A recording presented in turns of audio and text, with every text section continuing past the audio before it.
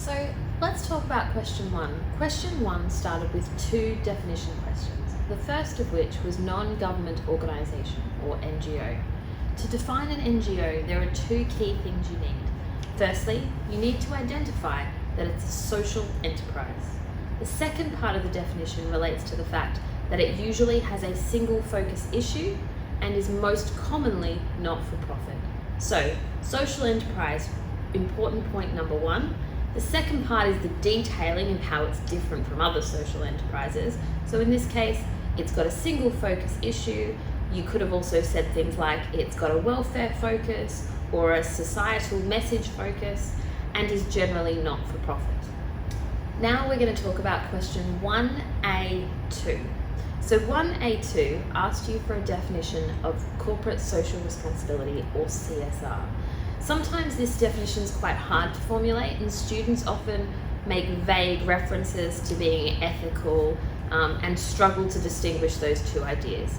So the key things you need for CSR is that the organisation displays a value and concern for all of its stakeholders, and in doing so acts in an exceptionally moral capacity or in a way that considers their welfare.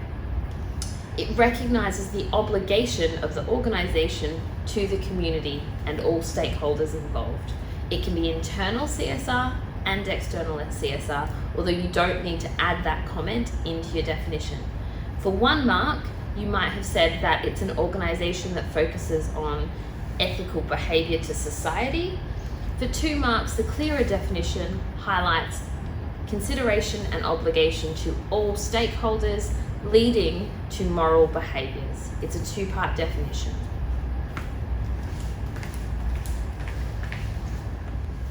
Now we're going to talk about question 1B. So this was the 6-mark question, which means there is an answer guide and a rubric, all right? So levels or bands that you needed to meet. We'll start by talking about the content, and then we'll go through what the band requirements are for that 6-mark essay. So the question asked you about the appropriateness of Innocent being bought by Coca-Cola, okay? So you need to break this response into, I suppose, 2 perspectives and consider what those effects might be. So let's start by perhaps the advantages of being acquired by Coca-Cola. You might have mentioned things like the fact that they would have extra funding available to them, which we know that they wanted. You could have talked about the skills transfer, the fact that Coca-Cola is already significantly globalized or multinational, and that multinational experience could be beneficial to Innocent, who is trying to expand into new markets, okay?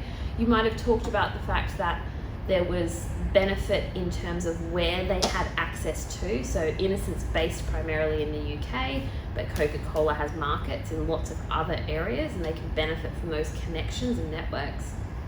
You could have talked about the fact that Coca-Cola has more experience dealing with a range of government regulations and entering new national markets. And there could have been other factors. So you might have talked about Coca-Cola's branding experience, the fact that Innocent is struggling to target particular audiences, and so you could look at how Coca-Cola has differentiated perhaps. But you can't just deal with one side. If you only tackled one side, you can't get many marks. So the disadvantages side is also really important.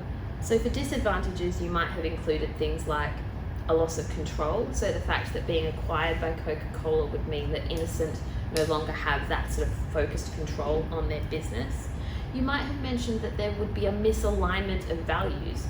Innocent has maintained a strong social enterprise focus, and we know that Coca-Cola, while not necessarily socially irresponsible, is definitely a for-profit organisation, and they're not looking to be a social enterprise directly.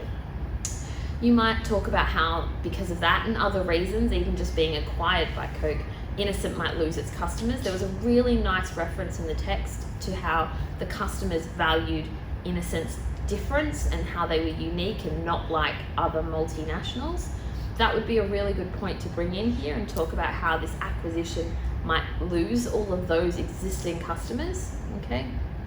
And of course there is the public relations factor. So what does it look like when they make this kind of merge with Coca-Cola? How does that get interpreted by the public? How do you sell that idea to your customers? You could, of course, come up with any other relevant factors to get those marks. So they're the content things, those two things that you need to have in order to get the marks.